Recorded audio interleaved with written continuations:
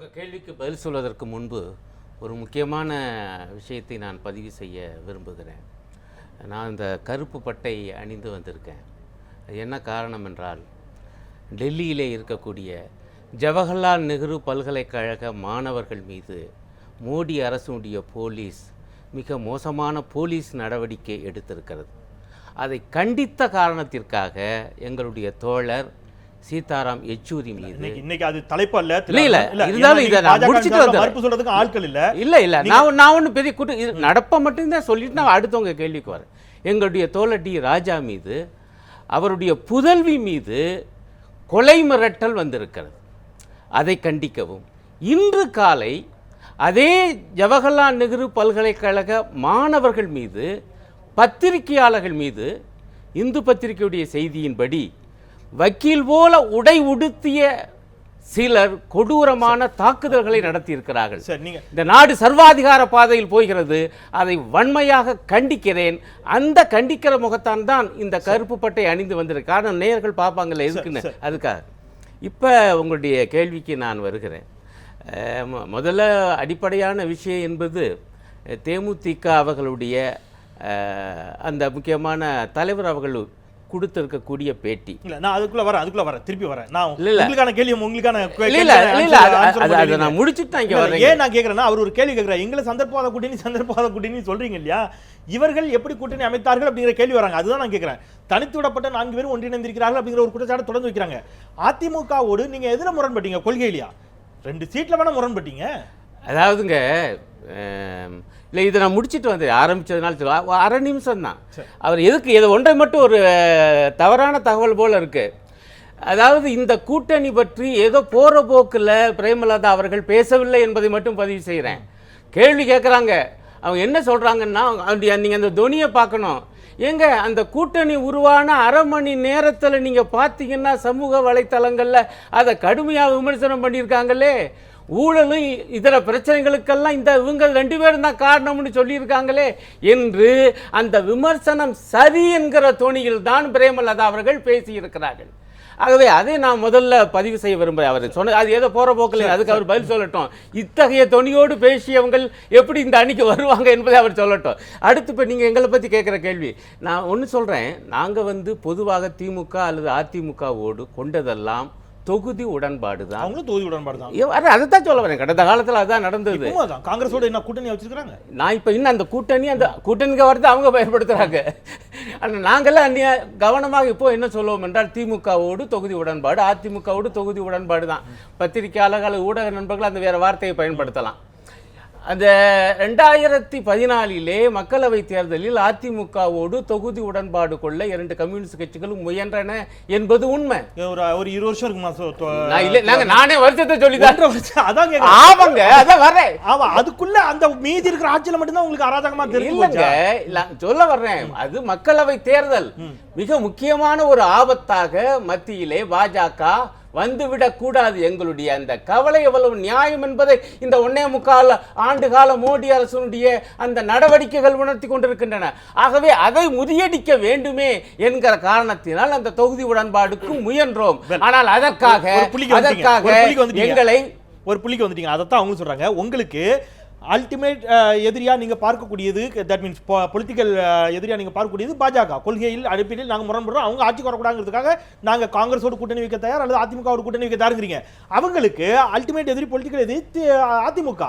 அதனால அவங்க என்ன செய்யறாங்க? அதிமுக மீண்டும் வரக்கூடாதுங்கிறதுக்காக அவங்க யாரோட சமரசம் இல்ல. நான் முடிச்சது இன்னும் அவங்க பாயிண்ட்டுக்கு நான் வரல, அடுத்து வர்றேன். எப்ப அந்த வாய்ப்பு இல்லை என்றவுடன் அந்த விவகாரம் முடிஞ்சது. ஆனால் சட்டமன்ற தேர்தல் என வரும்போது நீங்கள் தயவு செஞ்சு ஒரு பாயிண்ட்டை, ஏதோ 2014க்கு முன்பு நாங்கள் இந்த அதிமுக அரசை விமர்சிக்கவே இல்லை என்பது போல தயவு செய்து நீங்கள் தவறான தகவலை தராதீங்க. நிச்சயம் இல்ல நீங்க தயவு செய்து நீங்க பாருங்க, எவ்வளவு விமர்சனங்களை செஞ்சிருக்கோம். உறவு இருந்த போதிலும் நிறைய திராவிட முன்னேற்ற கழகம் கடந்த ஐக்கிய முற்போக்கு கூட்டணி அரசில் இருக்கின்ற பொழுது வெளியில் வருகிற வரை அவர்களும் காங்கிரஸ் அரசின் மீது விமர்சனங்களை வைத்துக் கொண்டுதான் கூட்டணியில் தொடர்ந்தார்கள். நீங்க விமர்சனம் வைக்கிறீங்களா இல்லைங்கிற வாதத்துக்குள்ளே போகல. விமர்சனங்கள் எப்பொழுதெல்லாம் வேகமாக எழும், எப்பொழுதெல்லாம் கொஞ்சம் சைலண்ட் மோட்ல வருங்கிறதும் தெரியும். என்னுடைய கேள்வி என்பது, நீங்க வெளியில் வந்ததற்கான காரணம் தொகுதி பங்கீட்டில் ஏற்பட்ட சிக்கல் தானே தவிர கொள்கை இல்ல, அடிப்படையில அந்த- முரண்படுறீங்கன்னு நான் கேக்குறேன். இல்ல, தயவு செய்து புரிஞ்சுங்க. அந்த தேர்தலை பொறுத்தவரை அதிமுகவுடன் உறவு முறிந்ததற்கு தொகுதி பங்கீட்டில் வந்த பிரச்சனை தான் காரணம் என்பதை நான் மறுக்கல. ஆனால் நான் என்ன சொல்ல வரேன், அது மட்டுமே தான் பின்னாடி வந்த நிகழ்வுகளுக்கு காரணம் என்று நினைக்காதீங்க. அதற்கு முன்பும் சரி பின்பும் சரி. இன்னும் கூட சொல்ல வரேன், 2014 மக்களவை தேர்தலில் அதிமுக உடன்பாடு வந்திருந்தாலும் இந்த சட்டமன்ற தேர்தலில் இந்த மோசமான ஆட்சியை, அந்த கட்சியை நாங்கள் ஒருபோதும் ஆதரித்து அந்த கட்சியுடன் உடன்பாடு கொண்டிருக்க மாட்டோம். காரணம் இல்ல இல்ல இது உண்மை. யூகத்தின் அடிப்படையில பாத்தீங்கன்னா இல்ல நீங்க ஊகத்தின் அடிப்படையில் கேட்கிறான்னு சொல்ல வரேன். காரணம் மாநில அரசு என வரும் பொழுது மாநில அரசு பற்றிய பிரச்சனையை நாங்க மதிப்பீடு செய்ய வேண்டியிருக்கு.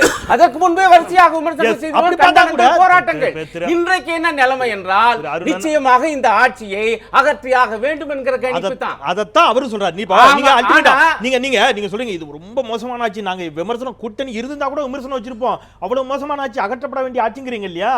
அதத்தான் அவர் சொல்றாரு, இது அகற்றப்பட வேண்டிய ஆட்சி, ஆனால் அதை தனியாக அகற்றுவதற்கு இவர்களுக்கு பலம் இல்லை, இல்ல, எங்களோடு ஏன் சேர மறுக்கிறார்கள் இல்ல, கேட்கிறார். அதான். ஆனால் இதை அகற்ற வேண்டும் என்றால் அதனிடத்தில் எது உட்கார போகிறது என்கிற கேள்வியையும் ஒப்பிடாதீங்கிறாரு. இல்ல இல்ல அந்த கேள்வியும் சேர்த்து தானே கேட்கணும். எங்க இது அகற்றுறதுன்னா யாருக்கு அடுத்து உட்கார போறா, அடுத்து உட்கார போகிற இந்த இவர் சொல்றாருல, நாங்க அதிமுகவுடைய கையாளுக்கு ஒரு வார்த்தையை ரொம்ப வருத்தமா இருக்கு. ஐயா பெரியவங்க எல்லாம் அப்படி பேசுவது.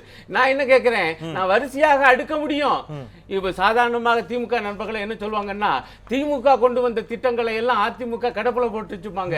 நான் சொல்றேன், சில திட்டங்களை ஒண்ணும் கடப்புல போடல, மாறாக இவங்க துவக்கினது எல்லாம் அதிமுக ஆட்சி முழுமையாக்கி இருக்கு. எது? இந்த அரசு அமைப்பை ஊழல்மயமாக்குவது என்பதை திமுக துவக்கியது, அதிமுக முழுமை செய்தது.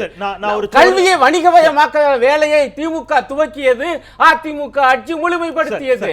மதுவிலக்கை திமுக துவக்கியது, அது மிக மிக மோசமான முறையிலே தமிழகத்தை சீரழிக்கிற வேலையை அதிமுக முழுமைப்படுத்தியது. இந்த வகையில இன்னும் சொல்ல போனா அதிமுகவுடைய கையாளாக திமுக தான் ஏற்கனவே இவற்றை எல்லாம் அவர்கள் செய்த பொழுது நாங்கள் கூட்டணி அல்ல, வெறும் தொகுதி உடன்பாடு அவர்களோடு இணைந்து கொண்டு அவர்களை ஆதரித்து கொண்டே இல்ல, ஆதரித்து கொண்டே இல்ல, தொகுதி உடன்பாடு அதோட அது முடிஞ்சு போகுது. கடுமையான போராட்டங்களை நான் புரிஞ்சுக்கிறேன். அதாவது நாங்கள் போட்டியிட்ட தொகுதிகளை தவிர இன்ன பிற தொகுதியில் அவர்களுக்காக நாங்கள் தேர்தல் வேலை பார்க்கவில்லை, அவர்களுக்காக வாக்களிக்கவில்லை அப்படிலாம் சொல்ல போறீங்களா? தேர்தல் உடன்பாடுகள் தேர்தலோட முடிஞ்சு போச்சு. அதற்கு பிறகு விமர்சனங்கள், போராட்டங்கள். நான் ஒரு சின்ன இடைவேளைக்கு பிறகு ஷாமருடைய கருத்துக்களை கேட்கலாம் நினைக்கிறேன். இந்த அவர் வைத்திலிங்கம் சொன்ன மாதிரி தான், அவங்க பிரேமலதா விஜயகாந்த் ஒரு ரொம்ப அழகா ப்ளே பண்றாங்களா அது அப்படின்னு நேரடியாக அந்த குற்றச்சாட்டை அவர்கள் வைக்கல. பாருங்கள், சமூக வலைதளங்களில் இவ்வாறு வந்திருக்குங்கிற ஒரு வார்த்தை வைக்கிறாங்க. பிரேமலதா தொடர்ச்சியாக கலைஞர்லேருந்து கத்துக்கிட்டு இருக்காங்களான்னு தெரியல. பிரேமலதா தொடர்ச்சியாக திராவிட முன்னேற்ற கழகத்தின் மீது கடுமையான விமர்சனங்களை வைக்கிறார். விஜயகாந்த் திராவிட முன்னேற்ற கழகத்தை அதிகமாக விமர்சிப்பதில்லை, ஆனால் விஜயகாந்த் மாற்றாக அதிமுக கடுமையாக விமர்சித்துக் கொண்டிருக்கிறார். ஆளுக்கு ஒரு கட்சியை கடுமையாக விமர்சிப்போம், எந்த கட்சியோட கூட்டணி வருதுங்கிற ஒரு மனநிலை அவர்கள் இருக்கிறார்களாங்கிற கேள்வி இயல்பாக எழுகிறது. ஒரு சிறிய இடைவேளைக்கு பிறகு உங்கள் இருவருடைய கருத்துக்களோடு நாம் தொடரலாம். காத்திருங்கள், ஒரு சிறிய இடைவேளைக்கு பிறகு தேமுதிக அவ்வளவு பெரிய தவிர்க்க முடியாத சக்தியாக இருக்கிறதா வரக்கூடிய தேர்தலில் பேசலாம். ஒரு சிறிய இடைவேளைக்கு பிறகு